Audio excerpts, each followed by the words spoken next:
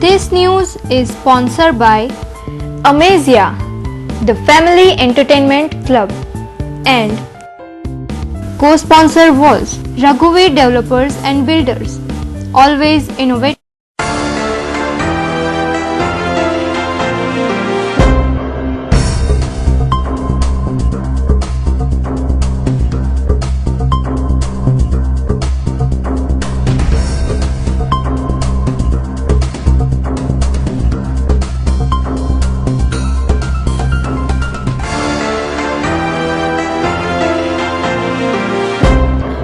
નમસ્કાર દર્શક મિત્રો, દિવસભરની ઘટના એ ઘટનાનું વિશ્લેષણ અને વિશ્લેષણમાંથી હિન્દ ટીવીનો સાચું સમજવાનો પ્રયાસ. હું રાકેશ આપનું હિન્દ ટીવીના સમાચારમાં સ્વાગત કરું છું. સમાચાર શરૂ કરતા પહેલા એક નજર કરીએ અત્યાર સુધીના મુખ્ય સમાચાર ઉપર.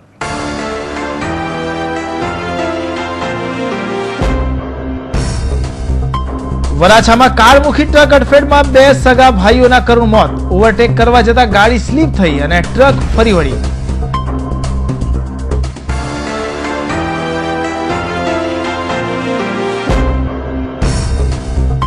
સુરત મર્કન્ટાઇલ બેંકની ડિરેક્ટરોની ચૂંટણી પહેલા જ શરૂ થયા વિવાદ. ઉમેદવારી પત્રક રદ કરાતા બેંકના સંચાલકો સામે થયા આક્ષેપો.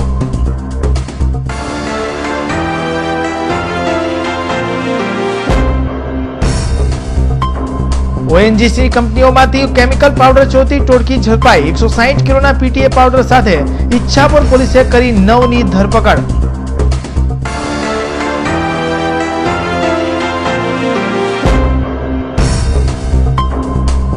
વરાછા પોલીસે ઝડપી પાડ્યો ધાડ પાડ્યોની ગેંગ. ગેસ કટર સામાન સાથે 4 ઝડપાયા, 2 ફરાર.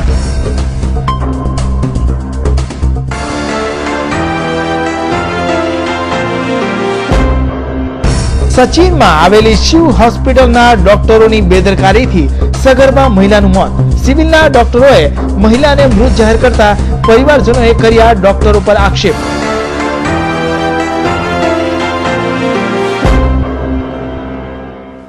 પુણાના સારોલી ગામમાં ધમધમતા ડુપ્લિકેટ ગુટખા બનાવવાના કારખાના પર પુણા પોલીસે છાપો માર્યો હતો.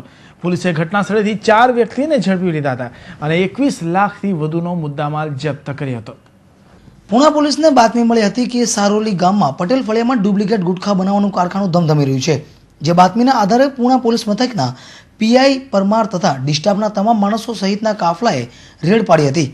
પોલીસે છાપો મારતા જ ડુપ્લિકેટ ગુટખા બનાવતા કિશન લખમણ, વિજય બગાજી, ભીલા કિનાજી અને ગુલાબ રાયસિંગને ઝડપી લીધા હતા.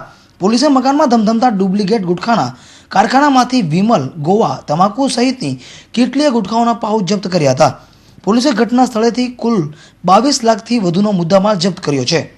આજરોજ અમે પોલીસ અધિકારીઓ તથા માણસો સાથે પોલીસ સ્ટેશનમાં હાજર હતા. તે દરમિયાન બાતમીદારથી ચોક્કસ ખાતરીલાયક હકીકત મળેલ કે સારોલી ગામમાં પટેલ ફળિયામાં એક મકાન છે. એમાં મુકેશભાઈનો નામનો માણસો રાખી અને જુદી જુદી પ્રકારના ગુટખા બનાવે છે. તેમજ સૌંદર્ય પ્રસાધનના સાધનો પણ રાખે છે અને આ રીતે બનાવી એનું વેચાણ કરે છે એવી હકીકત મળતા અમે અહીંયા પંચો સાથે રેડ કરેલી. તો રેડ દરમિયાન 4 માણસો અહીંયા કામ કરતા મશીન મળી આવેલ છે. ગુટખા બનાવવાનું મશીન 2 મશીનો છે, એ મશીનો પણ ચાલુ હતા. માણસો અંદર કામ કરતા હતા. જે માણસ કામ કરે છે એ જે મેન વ્યક્તિ છે એ વ્યક્તિની તપાસ કરતાં એ મળી આવેલ નથી. 2 મશીનો જે છે એ અને આ બધો માલ થઈને 21 લાખ જેટલો માલ મળી આવેલ છે. ઉલ્લેખનીય છે કે શહેરમાં આવા કેટલાય ગુટખાના કારખાનાઓ ધમધમી રહ્યા છે. થોડા દિવસો અગાઉ જ ઉધના પોલીસે એક કારખાનામાં છાપો મારી 10 લાખથી વધુનો મુદ્દામાલ જપ્ત કર્યો હતો. જો કે આજે પુણા પોલીસે ડુપ્લિકેટ ગુટખા બનાવતા કારખાનાને ઝડપી પાડી મોટા પ્રમાણમાં જથ્થો જપ્ત કર્યો હતો. જો કે હાલ તો પોલીસે 4ની ધરપકડ કરી આગળની કાયદેસરની કાર્યવાહી હાથ ધરી છે. કેમેરામેન હિરેન નિમાવત સાથે ગૌતમ ધાંધલિયા, હિન્દ ટીવી ન્યૂઝ, સુરત.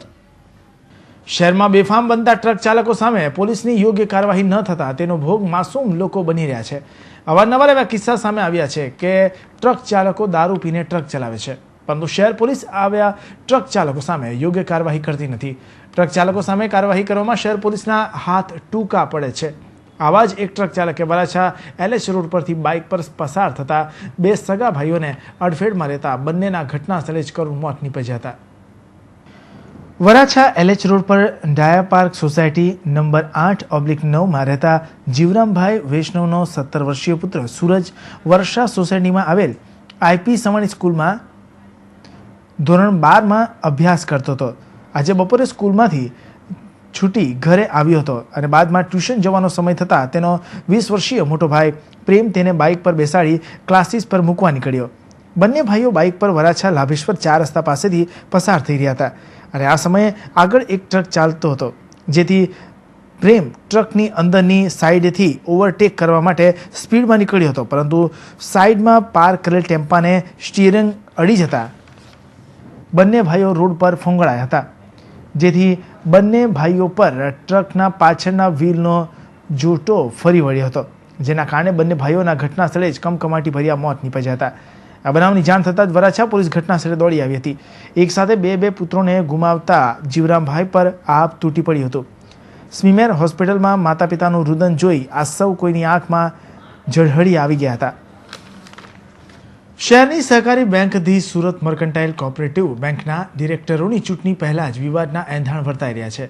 મંગળવારે ઉમેદવારી પત્રક ભરવા મુદ્દે બેંક સંચાલકો સામે આક્ષેપો થયા હતા. અવારનવાર વિવાદમાં રહેતા સહકારી ક્ષેત્રમાં વધુ એક વિવાદનો ઉમેરો થવા જઈ રહ્યો છે. શહેરની ધી સુરત મર્કન્ટાઇલ કોઓપરેટિવ બેંકના ડિરેક્ટરોની આગામી સમયમાં યોજાનારી ચૂંટણીમાં પહેલેથી જ વિવાદે સ્થાન મેળવી લીધું છે. સોમવારે ઉમેદવારી પત્રક ભરવા મુદ્દે ઉમેદવાર અને બેંકના સંચાલકો વચ્ચે આ મુદ્દે ચડભળ થઈ હતી. ઉમેદવાર નીતિન રાણાનું ઉમેદવારી પત્રક બેંકના ચૂંટણી વિભાગ દ્વારા નિયમોને આધીન રદ કરી દેવાતા ઉમેદવાર નીતિન રાણાએ બેંકના સંચાલકો રાજકારણ રમતા હોવા ઉપરાંત કિન્નાખોરી રાખી તેઓનું ઉમેદવારી પત્રક રદ થયું હોવાના આક્ષેપો લગાવ્યા હતા. શહેરમાં વધી રહેલા અપઘાતના કિસ્સાઓ સાથે જ સમાજ માટે ચિંતા પ્રેરક બની રહ્યા છે, જેમાં પાંડેસરા રહેતા એક દંપતીએ સામૂહિક આપઘાત કરી લેતા વિસ્તારમાં ચકચાર મચી જવા પામી છે.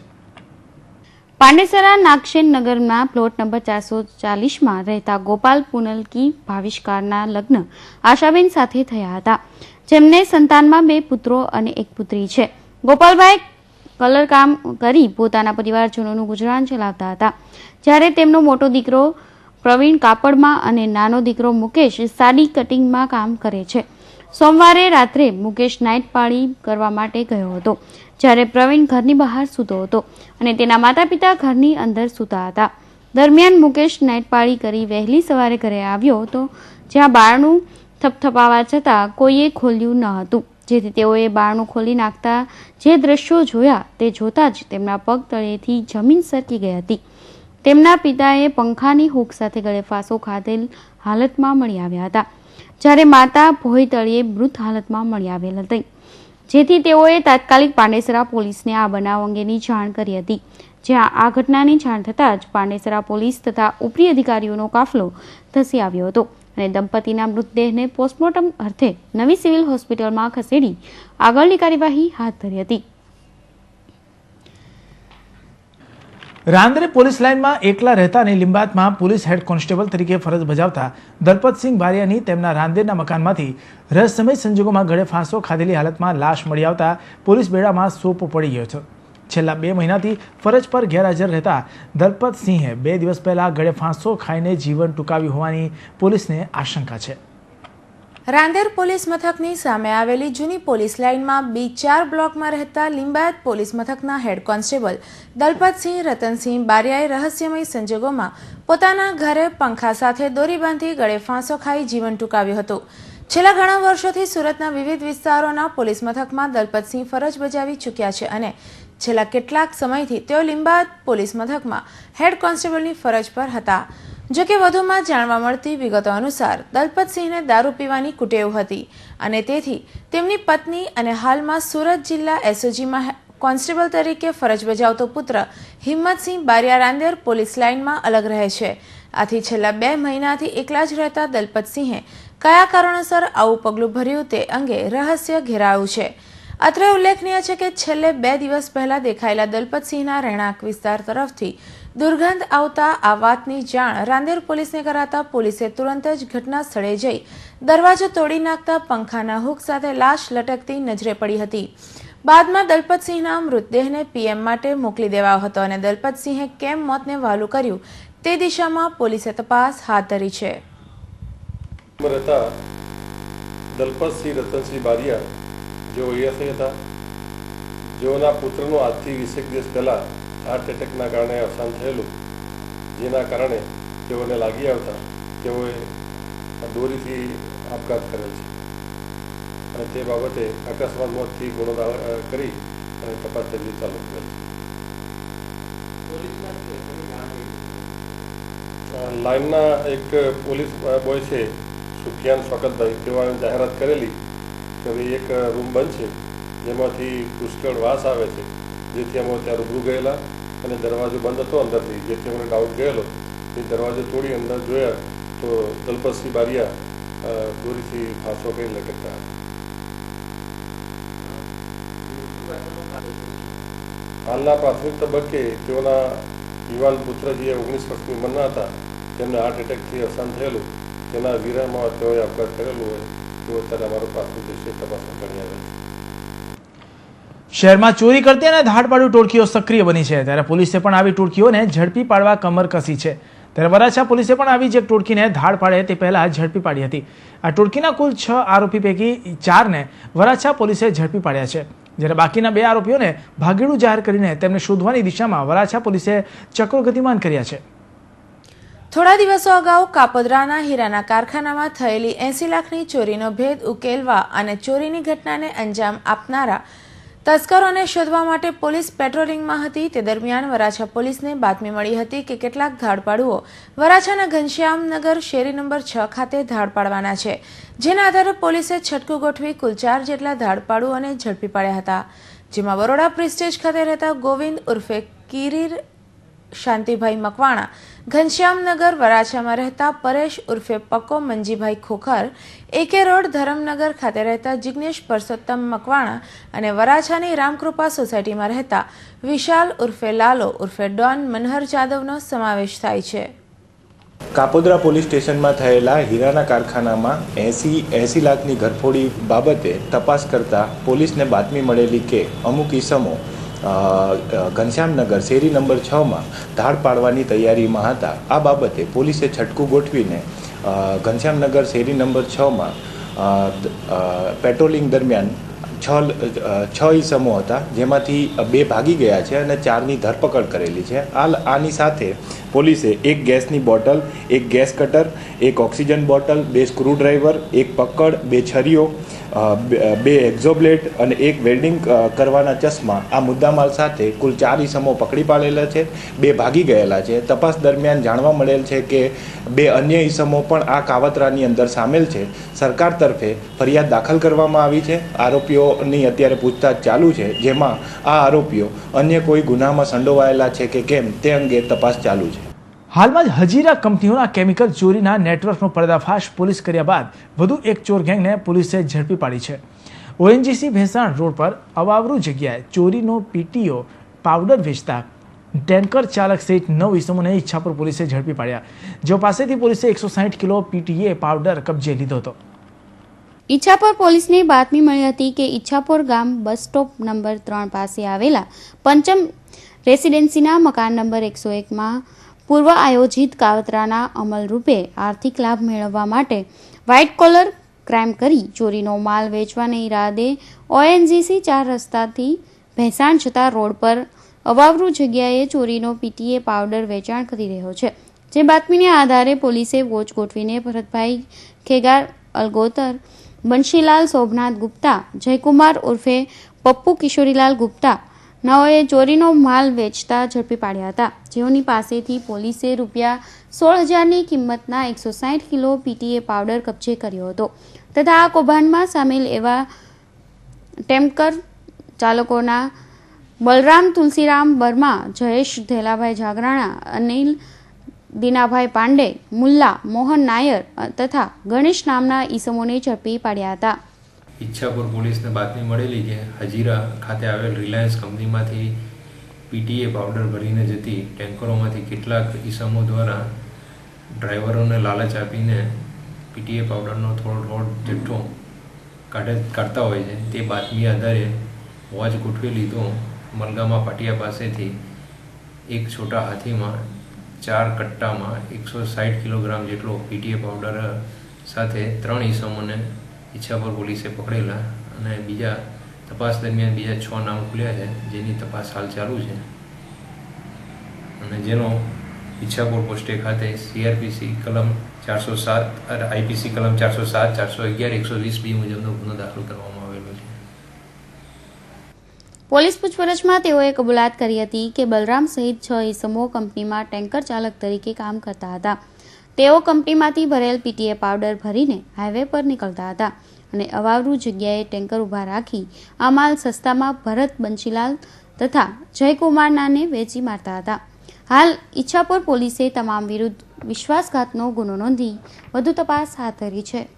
શહેરમાં ચાલતી રિક્ષાઓ હવે ચાલતું ફરતું ચોરી કરવાનું સ્થળ બની ગયું છે તેમ કહીએ તો કોઈ નવાઈની વાત નથી, કેમ કે છેલ્લા ઘણા સમયથી રિક્ષામાં મુસાફરના સ્વાંગમાં બેસેલા ચોરો અન્ય મુસાફરોની નજર ચૂકવીને રોકડ રકમ, મોંઘા દાટ મોબાઈલ અને કિંમતી ચીજવસ્તુઓની ચોરી કરતા હોય છે.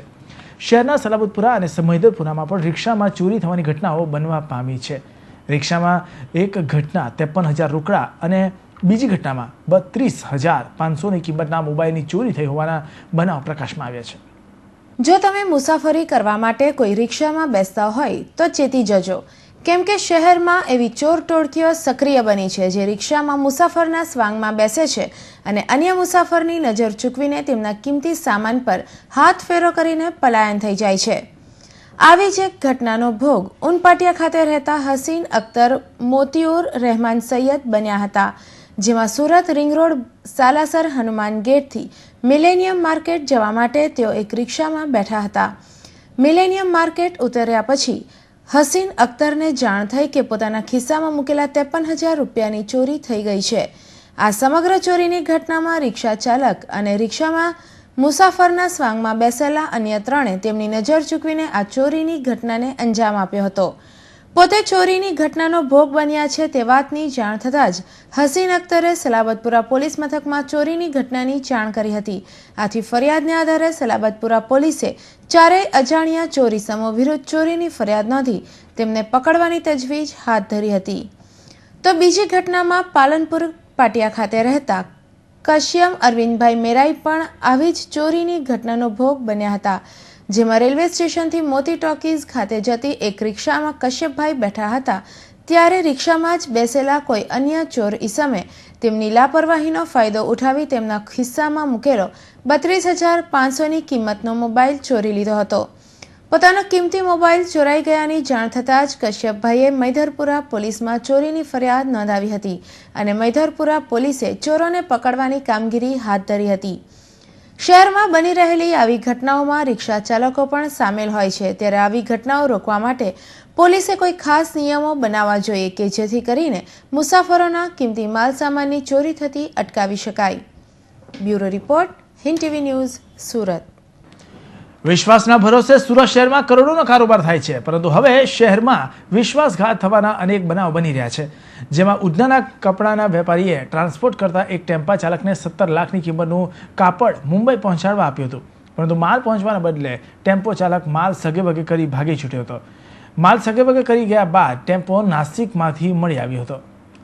રાજસ્થાનમાં વ્યાવર શહેર અને હાલ સુરતના પાર્લે પોઈન્ટના સરગમ શોપિંગ સેન્ટર પાસે આવેલા ઓપેરા હાઉસના A306માં રહેતા દેવેન્દ્ર માણકચંદ અગ્રવાલ કાપડના ધંધા સાથે સંકળાયેલા છે.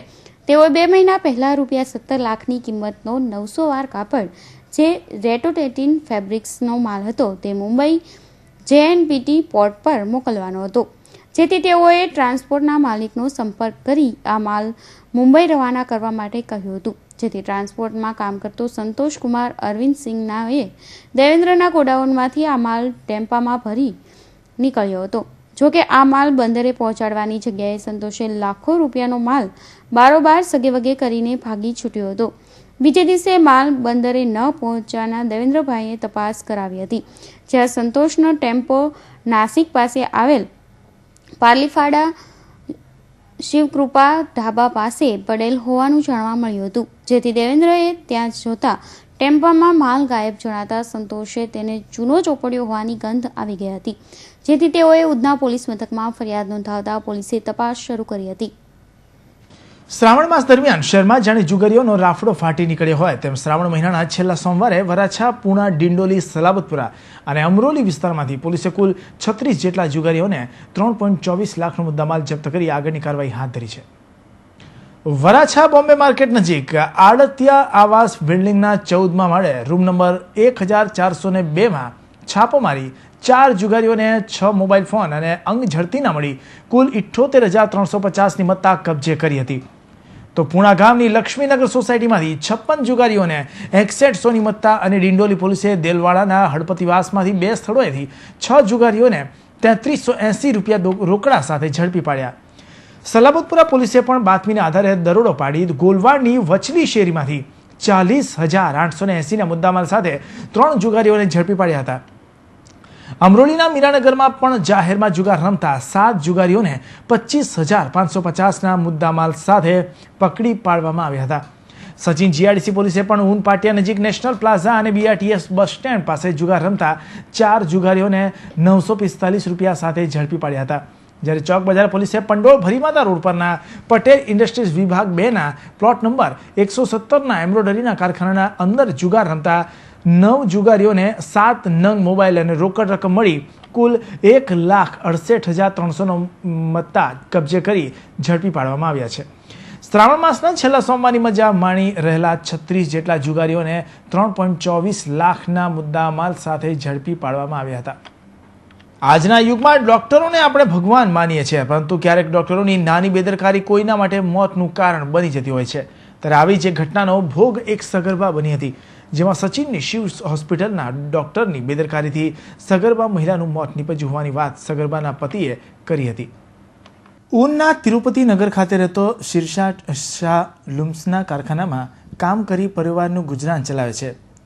શિરસાટની 20 વર્ષીય પત્ની સિતારુ બાનુને 9 માસનો ગર્ભ હોવાથી સવારે 10 વાગે દુખાવો થતાં શિરસાદે તેની પત્નીને સચિનમાં આવેલી શિવ હોસ્પિટલમાં દાખલ કરી, જ્યાં ડૉક્ટરોએ શિરસાદને જણાવ્યું હતું કે વહેલી સવારે તેની પત્નીની ડિલિવરી થઈ જશે.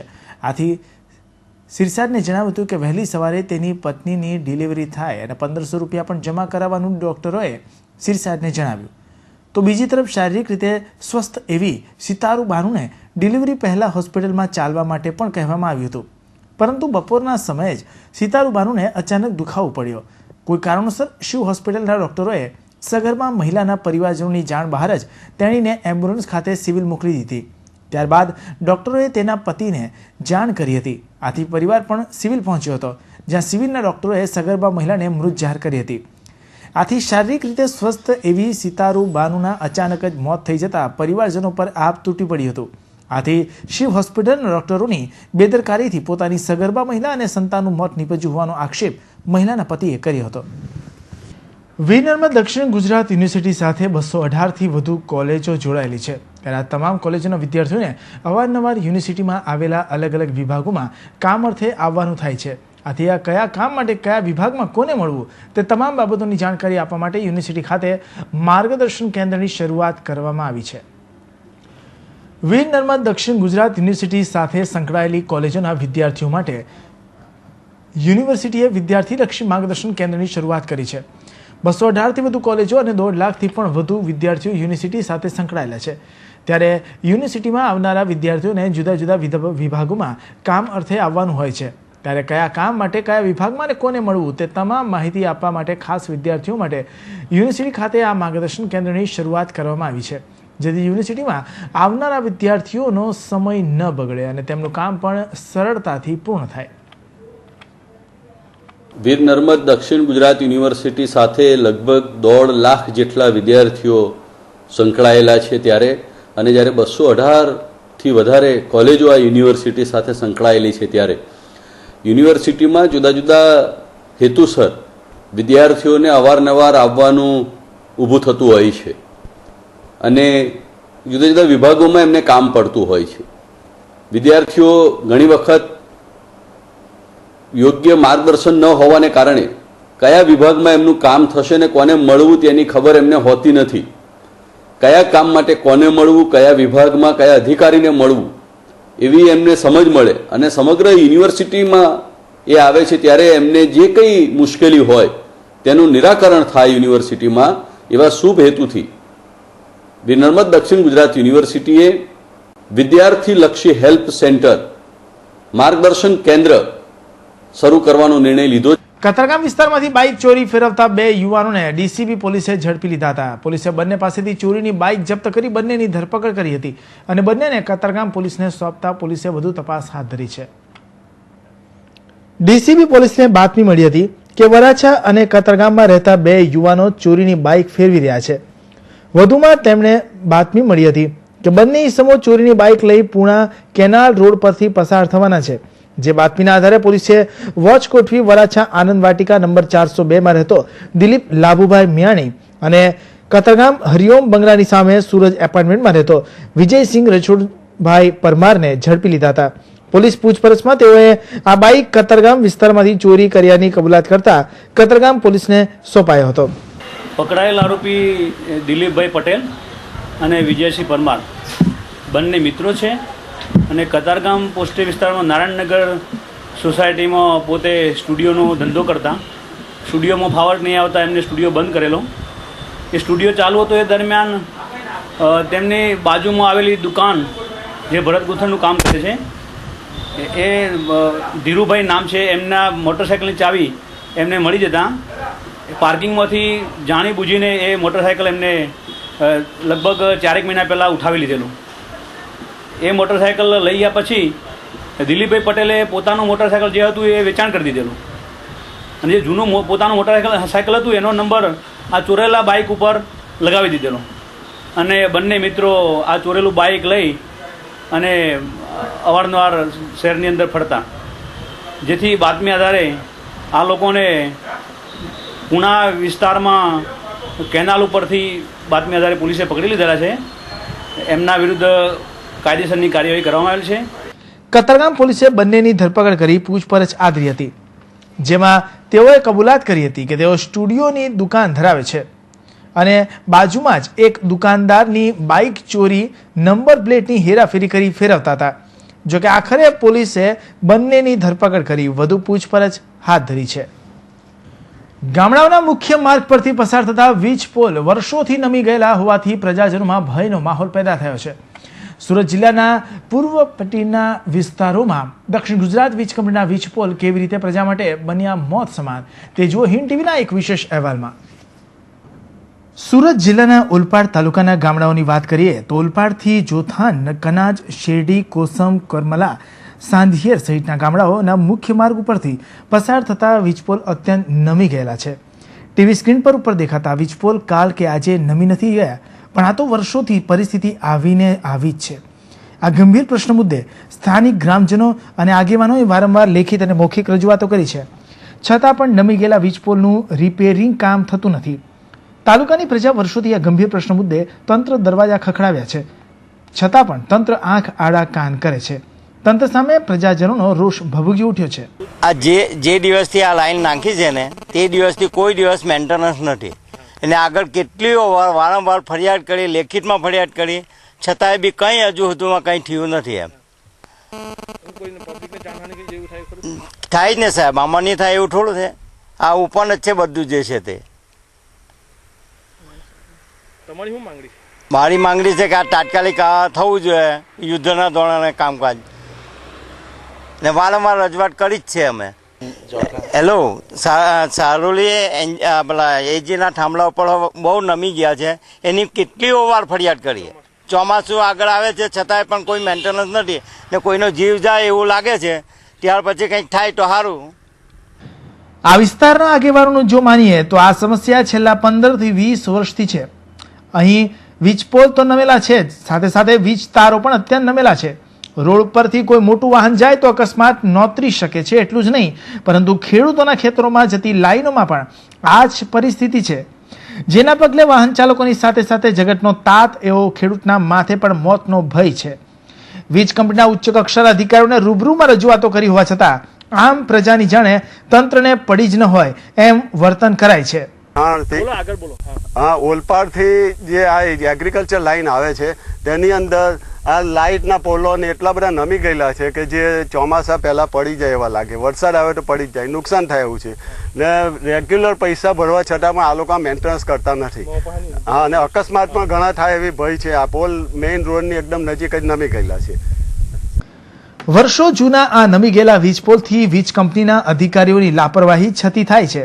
ત્યારે શું કોઈ પશુ કે કોઈ વ્યક્તિના ભોગ લેવાની તંત્ર રાહ જોઈ રહ્યું છે કે પછી કોઈ વ્યક્તિનો ભોગ લેવાય બાદ તંત્ર સફાળે જાગશે, એ હવે જોવાનું રહ્યું. Jignesh Thakor, Hind TV news, Olpad. માંડવી ખાતે આવેલી ભાર્ગવ સમાજની વાડીમાં શ્રી બારડોલી વિભાગ ત્રિવેદી મેવાડા બ્રાહ્મણ વિકાસ મંડળ લુણાવડાનું એક વિશાળ સ્નેહમિલન યોજાયું હતું. સવારના 140થી વધુ બાળકોને ઇનામ અપાય પ્રોત્સાહિત કરાયા હતા. કાર્યક્રમની શરૂઆતમાં સમાજના પ્રમુખ ગૌતમભાઈ પંડ્યા અને મંત્રી અમૃતભાઈ પંડ્યાએ સૌને આવકાર્યા અને સમાજ સંગઠનની પ્રગતિના ચિતાર સાથે વધુ સહયોગી બનવાનો અનુરોધ કર્યો. અતિથિ વિશેષ તરીકે ઉપસ્થિત રહેલા હરીશભાઈ ભટ્ટે પણ સૌના સહયોગને બિરદાવી સમાજ ઉત્થાન માટે કટિબદ્ધ રહેવા જણાવ્યું હતું. આ ઉપરાંત આ પ્રસંગે ઉપસ્થિત રહેલા ધારાસભ્ય પ્રભુભાઈ વસાવા, પાલિકા પ્રમુખ નટુભાઈ રબારી તથા વાસુદેવભાઈ જોખાકરે સમાજ સંગઠનની પ્રવૃત્તિને બિરદાવી અભિનંદન પાઠવ્યા હતા. ત્યારબાદ શરૂ કરાયેલા ઇનામ વિતરણ કાર્યક્રમમાં 140 જેટલા વિદ્યાર્થીઓને ઇનામ આપી પ્રોત્સાહિત કરાયા હતા. શિક્ષણનું મહત્વ સમજાવું હતું. માંડવી ત્રિવેદી સમાજના નવયુવાન જીતેશભાઈ ભટ્ટ, સંજયભાઈ ભટ્ટ, પ્રવીણભાઈ ભટ્ટ તથા મનહરભાઈ ભટ્ટે કાર્યક્રમને સફળ બનાવવા માટે જહેમત ઉઠાવી હતી. Dharmesh Patel, Hind TV news, Mandvi.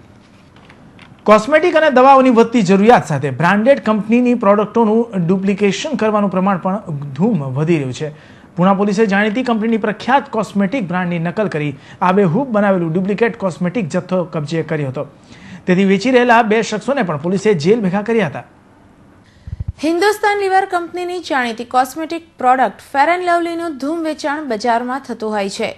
વર્ષોથી લોકોમાં લોકપ્રિય રહેલી આ બ્રાન્ડનું માર્કેટ પણ વિશાળ છે. ત્યારે આજના સમયમાં આવી બ્રાન્ડને કેશ કરવાના ઈરાદા સાથે ગઠિયાઓ અનેક તરકીબ અજમાવતા હોય છે. જેમાં પૂણા ગામની 2 અલગ અલગ શોપ ધરાવતા 2 શખ્સો પાસેથી આ કોસ્મેટિક પ્રોડક્ટ નામથી જ આબેહૂબ દેખાતી ડુપ્લિકેટ ક્રીમ પૂણા પોલીસે ઝડપી પાડી હતી. પૂણા ગામમાં આવેલી તુલસી ટ્રેડર્સ અને ધર્મનંદન મેડિકલ સ્ટોર્સ ચલાવતા અનુક્રમે અંકુશ શાહ અને પરેશ કાતરિયા સામે કંપનીના એક્ઝિક્યુટિવ કૃષ્ણકાંત પાઠકે પૂણા પોલીસ મથકમાં ફરિયાદ નોંધાવી હતી. આ બંને દુકાન માલિકો ડુપ્લિકેટ ફેસ ક્રીમ વેચી રહ્યા હોવાની ફરિયાદ મળતા પૂણા પોલીસે તેમના દુકાનોની તપાસ હાથ ધરી હતી, જ્યાંથી પોલીસે 1,665 રૂપિયાની ડુપ્લિકેટ ક્રીમ મળી આવી હતી. જેના આધારે પોલીસે આ બંને શખ્સોને ડુપ્લિકેશન અને કોપીરાઇટના ગુનામાં જેલના સળિયા પાછળ ધકેલી દીધા હતા. કુપોષણ એ કોઈ એક દેશનો નહીં પરંતુ સમગ્ર દુનિયાનો ચિંતાનો વિષય છે. આવા સંજોગોમાં ભારતમાંથી કુપોષણ દૂર થાય તે માટે સરકાર દ્વારા અનેક કાર્યક્રમો કરવામાં આવે છે. આ અંતર્ગત એક કાર્યક્રમનું આયોજન મંગળવારે કરવામાં આવ્યું હતું. ભારતમાં 65% વધુ વસ્તી ગરીબી રેખા હેઠળ જીવી રહી છે. આવા સંજોગોમાં મોટાભાગના ગરીબો કુપોષણના કારણે વધુ રીબાતા હોય છે. માત્ર ભારતમાં જ નહીં પરંતુ દુનિયાના અનેક દેશો કુપોષણથી પીડાઈ રહ્યા છે. આવા સંજોગોમાં ભારત દેશમાંથી કુપોષણ નાબૂદ થાય તે માટે સરકાર દ્વારા અનેકાનેક પ્રયોગો કરવામાં આવી રહ્યા છે. કેન્દ્ર સરકાર દ્વારા સપ્ટેમ્બરના પહેલા અઠવાડિયામાં રાષ્ટ્રીય પોષણ સપ્તાહ તરીકે ઉજવાઈ રહ્યો છે. ત્યારે મંગળવારે શહેરના છાપરાભાઠા વિસ્તારમાં આવેલી આંગણવાડીમાં ખાસ કાર્યક્રમનું આયોજન કરવામાં આવ્યું હતું. આ કાર્યક્રમ અંતર્ગત પ્લેકાર્ડ દ્વારા પોષણક્ષમ વાનગીઓને દર્શાવી પોષણક્ષમ ભોજન અને પોષણયુક્ત બનવાની રીતોનું નિદર્શન કરવામાં આવ્યું હતું. અહીં એ વાતનો ઉલ્લેખ જરૂરી છે કે સામાન્ય સંજોગોમાં મોટાભાગે ગરીબોમાં પોષણ ક્ષમતાનો અભાવ જોવા મળતો હોય છે અને આંગણવાડીઓમાં મોટાભાગે ગરીબ બાળકો જ આવતા હોય છે. ત્યારે સરકાર દ્વારા આંગણવાડીઓને પસંદ કરીને માત્ર ગરીબ બાળકો જ નહીં પરંતુ સગર્ભા અને ધાત્રી માતાઓમાં પણ પોષણનું જ્ઞાન વધે તેવા પ્રયાસો હાથ ધરાઈ રહ્યા છે, જેના સારા પરિણામો આવનારા સમયમાં મળી શકે છે. સુરત શહેરના રેલવે સ્ટેશનના પાર્કિંગમાં એક સેન્ટ્રો કાર પાર્ક કરવામાં આવી હતી. જેવા આગળના ભાગમાં કોઈ અગમ કારણોસર આગ લાગતા અફડાતફડી મચી ગઈ હતી. આ ઘટનાની જાણ થતાં જ ફાયર બ્રિગેડે ઘટના સ્થળે પહોંચી આગ પર કાબુ મેળવ્યો હતો. સિવિલમાં સારવાર લઈ રહેલા દર્દીઓ પૈકી એક ખેત મજૂર લેપ્ટોનો ભોગ બનતા મોતને ભેટ્યા છે. વધુ એક ખેત મજૂરના મોતથી લેપ્ટોમાં મરણાંક 47ને આંબી ગયો છે. નવા 8 કેસો નોંધાતા કુલ દર્દીઓની સંખ્યા 169 થઈ ગઈ છે. દિવસે ને દિવસે વિકરાળ બની રહેલા લેપ્ટોને કારણે ગ્રામ્ય વિસ્તારની પ્રજામાં ડરનો માહોલ છે. સમગ્ર દક્ષિણ ગુજરાતને પોતાના બાનમાં લેનારા લેપ્ટોએ ગ્રામીણ વિસ્તારોમાં ભયનો માહોલ સર્જી દીધો છે, તો બીજી તરફ તંત્ર પણ લેપ્ટોને નાથવામાં અસફળ નીવડી રહ્યું છે. ત્યારે નવસારી જિલ્લાના અબ્રામા ગામના 27 વર્ષીય શૈલેષભાઈ હળપતિનું પણ લેપ્ટોને કારણે મોત થતાં મૃતાંક 47ને આંબી ગયો છે અને વધુ 8 નવા દર્દીઓ પણ સારવાર માટે ખસેડાતા કુલ દર્દીઓની સંખ્યા 169 થવા પામી છે. દર વર્ષની જેમ આ વર્ષે પણ લેપ્ટોએ પોતાનો આતંક યથાવત રાખ્યો છે, પરંતુ આ વર્ષે તો લેપ્ટોએ ખૂબ જ વિનાશ વેર્યો હોય તેમ લાગી રહ્યું છે. તો બીજી તરફ તંત્ર પણ આ લેપ્ટોસ્પાયરોસિસને નાથવામાં સંપૂર્ણપણે નિષ્ફળ રહ્યું છે, જેને કારણે ખેત મજૂરોમાં ભયનો માહોલ સર્જાયો છે. નાના બાળકો વચ્ચે થયેલા ઝઘડામાં જ્યારે મોટાઓ વચ્ચે પડે છે ત્યારે બાળકોને સમજવાને બદલે તેઓ એકબીજા સાથે ઝઘડી પડતા હોય છે. આવું જ કંઈક બન્યું હતું ઉધના વિસ્તારમાં. બાળકોના ઝઘડામાં સામસામે આવેલા ઈસમોએ એક છોકરાની માતા પર ચપ્પુ વડે હુમલો કરી દેતા તેને તાત્કાલિક હોસ્પિટલ ખસેડવામાં આવી હતી. નજરે પડતી આ મહિલા ઉધના સર્કલ પાસે રહે છે, જે પોતાના છોકરા સાથે ઝઘડો કરતા અન્ય છોકરાને ધમકાવવા ગઈ હતી, પરંતુ સામે પક્ષે છોકરાના માતા પિતા સાથે બોલાચાલી થઈ હતી. આ ઝઘડાએ ઉગ્ર સ્વરૂપ ધારણ કરી લેતા 7 થી 8 જેટલા ઈસમોએ આ મહિલા પર ચપ્પુ વડે હુમલો કરી તેને લોહીલુહાણ કરી મૂકી હતી, જેને તાત્કાલિક હોસ્પિટલમાં સારવાર માટે ખસેડવામાં આવી હતી. ઉધના પોલીસે આ અંગે મારામારીનો ગુનો નોંધી વધુ તપાસ હાથ ધરી છે. छोकरे से लड़ी थी, मैं उसके छोकरे को हाथ पकड़ के लेके गई तो भाई मेरे साथ बात कर रही, उसका आदमी मेरे ऊपर हमला कर बैठा. कौन था हमला करने वाला? उसका घर छोकरे का बाप सलीम बुरानी. किससे हमला किया? और उसके हाथ में क्या पता, ये सरकार ये ना चप्पू था क्या सलाई थी, मुझे कुछ ये नहीं गर्दी में मैंने कुछ देखी. किस बात पे तकरार हुई? बच्चे पर से. कितने लोग थे वो लोग? वो थे 7 8 9 जन थे. कुछ पहचानते हो आप उनको? सबको पहचानते हैं. कौन कौन थे? सलीम बुरानी थे, उसका छोकरा था सलीम, नवाज सलीम था, और हुसैन भाई थे, हुसैन बुरानी ईसा. કિશોરી પર યૌન શોષણ કરવાના આરોપસર ઝડપાયેલા આસારામના 1 દિવસના રિમાન્ડ બાદ તેમને ફરી કોર્ટ સમક્ષ રજૂ કરવામાં આવ્યા હતા, જ્યાં સ્થાનિક કોર્ટે તેમને 14 દિવસની જ્યુડિશિયલ કસ્ટડીમાં રાખવાનો હુકમ ફરવામાં આવ્યો છે. જોકે આસારામના વકીલ અને આસારામ પોતે પણ પોતાની જાતને સંપૂર્ણપણે નિર્દોષ સાબિત કરવા માટે ધમપછાડા કરી રહ્યા છે. 72 વર્ષીય આસારામને જોધપુરની ડિસ્ટ્રિક્ટ અને સેશન્સ કોર્ટમાં સઘન સલામતી વ્યવસ્થા વચ્ચે રજૂ કરવામાં આવ્યા હતા. મેજિસ્ટ્રેટે 15મી સપ્ટેમ્બર સુધી આસારામ બાપુને જ્યુડિશિયલ કસ્ટડીમાં મોકલવાનો હુકમ કર્યો હતો. આસારામના ધારાશાસ્ત્રીએ જામીન મેળવવા અરજી રજૂ કરી છે, જેના પર મંગળવારે સુનાવણી કરવામાં આવશે. આસારામને કોર્ટમાં એક પોલીસ બસમાં લાવવામાં આવ્યા હતા અને સુરક્ષા માટે એક અન્ય પોલીસ વાહન પણ સાથે હતું. રવિવારે તેમની 4 કલાક માટે સઘન પૂછપરછ કરવામાં આવી હતી અને પછી 1 દિવસના રિમાન્ડ આપ્યા હતા. આસારામ કોર્ટમાં લગભગ 15 મિનિટ સુધી રહ્યા હતા અને કોર્ટ ઓર્ડર મળ્યા પછી પોલીસ વાહનોનો કાફલો તેમને લઈ જોધપુરની સેન્ટ્રલ જેલ જવા રવાના કરાયો હતો. મોહનપુરા પુલ પાસે આવેલી સેન્ટ્રલ જેલની કોટડી નંબર 1માં આસારામને રાખવામાં આવ્યા છે. સુનાવણીમાં બચાવ પક્ષના ધારાશાસ્ત્રીએ વિનંતી કરી હતી કે જેલમાં આસારામની પર્યાપ્ત તબીબી કાળજી લેવામાં આવે અને અન્ય બાબતોની પણ કાળજી લેવામાં આવે. આ વિનંતીના પ્રતિભાવમાં ફરિયાદ પક્ષે કોર્ટને ખાતરી આપી હતી કે તમામ જરૂરી બાબતોનું ધ્યાન રાખવામાં આવશે. પોલીસે કહ્યું કે વધુ પોલીસ રિમાન્ડની અરજી કરવામાં આવી ન હતી, કારણ કે તેમની પ્રારંભિક તપાસ અને પૂછપરછ પૂરી થઈ ગઈ છે. ડીસીપી અજય લાંબાએ પત્રકારોને કહ્યું હતું કે અમારી તપાસ સંપૂર્ણ હોવાથી અમે પોલીસ કસ્ટડી લંબાવવાની વિનંતી કરી નથી. આરોપીએ અમને સહકાર આપ્યો છે. સુનાવણી પછી કોર્ટ બહાર ભેગા થયેલા કેટલાક લોકોએ ઓર્ડરનું સ્વાગત કરતા સૂત્રોચ્ચાર કર્યા હતા. આસારામને ન્યુરોલોજીકલ તકલીફ હોવાને કારણે જોધપુરની એસએન મેડિકલ કોલેજ ખાતે રવિવારે આસારામ પર પુરુષાતન પરીક્ષણ કરવામાં આવ્યું હતું. તેમને જોધપુરથી 30 કિલોમીટર દૂર આવેલા મનાઈ આશ્રમ ખાતે લઈ જવામાં આવ્યા હતા, જ્યાં પીડિતા પર જાતીય હુમલો કરવામાં આવ્યો હતો. પોલીસે ગુનાનું રિકન્સ્ટ્રક્શન કરવા પણ પ્રયત્ન કર્યો છે. પીડિતાએ જાતીય હુમલો કરવા અંગે આસારામ સામે એફઆઈઆર નોંધાવી હતી. આસારામે પોતાના પરના આરોપોનો ઇનકાર કર્યો છે. Bureau report, Hind TV news, Surat. કિશોરી પર યૌન શોષણ કરનારા આસારામની મુશ્કેલીઓમાં વધારો થઈ રહ્યો છે. પહેલા યૌન શોષણના ગુનામાં ધરપકડ અને પછી આસારામના સુરત ખાતેના આશ્રમને સીલ કરવાની નોટિસ. જી હા, શહેરના જહાંગીરપુરા વિસ્તારમાં આશ્રમ બનાવવા માટે સરકારી અને ખાનગી જમીનો પચાવી પાડવા બદલ હાઈકોર્ટે આસારામ પાસેથી 18.57 કરોડનો દંડ વસૂલવાનો હુકમ કર્યો હતો, જેમાં આ આશ્રમના સંચાલકો દ્વારા માત્ર 30 લાખની ભરપાઈ કરવામાં આવી છે. ત્યારે બાકીની રકમ ભરવા માટે આશ્રમના સંચાલકોને નોટિસ ફટકારવામાં આવી છે.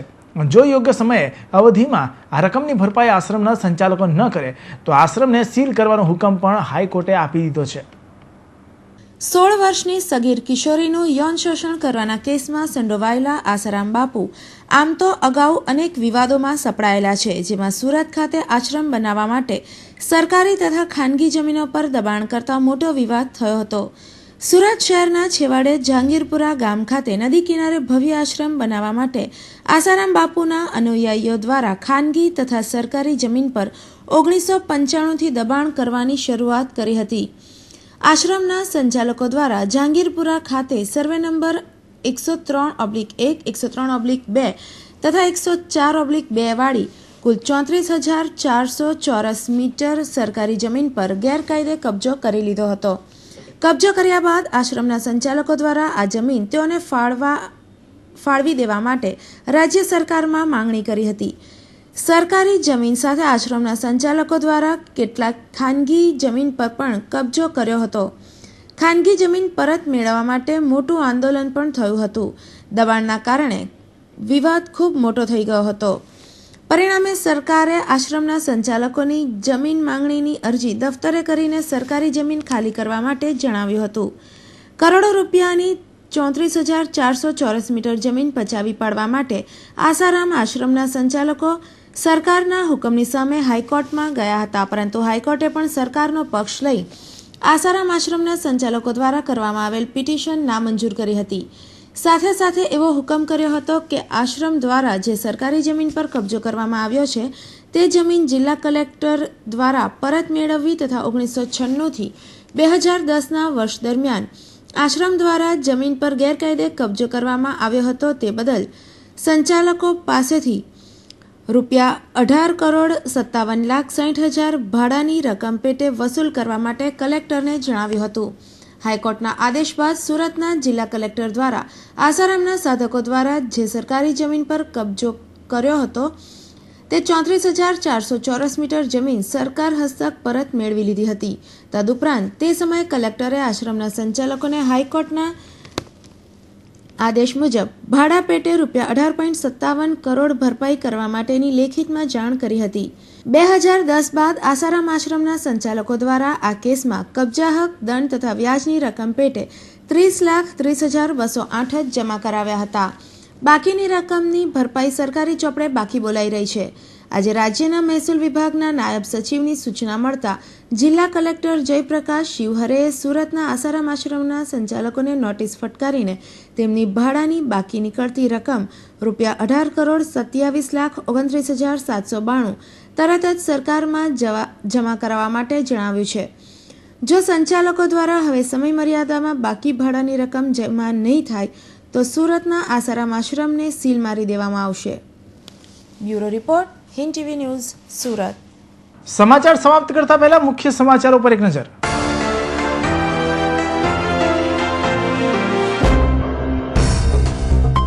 વરાછામાં કારમુખી ટ્રક અડફેટમાં 2 સગા ભાઈઓના કરુણ મોત. ઓવરટેક કરવા જતા ગાડી સ્લીપ થઈ અને ટ્રક ફરી વળી.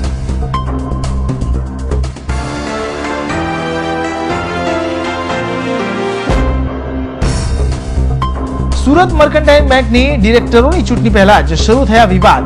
ઉમેદવારી પત્રક રદ કરાતા બેંકના સંચાલકો સામે થયા આક્ષેપો.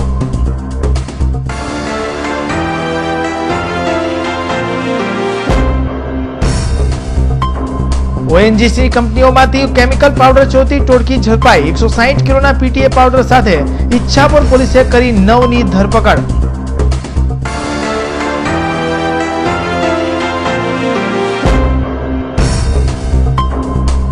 વરાછા પોલીસે ઝડપી પાડ્યો ધાડ પાડ્યોની ગેંગ. ગેસ કટર સામાન સાથે 4 ઝડપાયા, 2 ફરાર.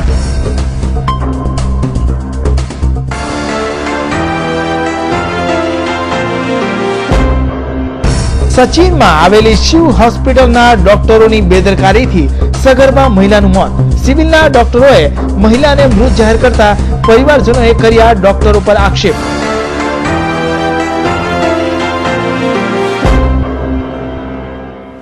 દર્શક મિત્રો, આ સાથે આજના સમાચાર અહીં સમાપ્ત થાય છે. આવતીકાલે ફરી નવા સમાચાર સાથે મળશું. ત્યાં સુધી રજા આપશો. નમસ્કાર.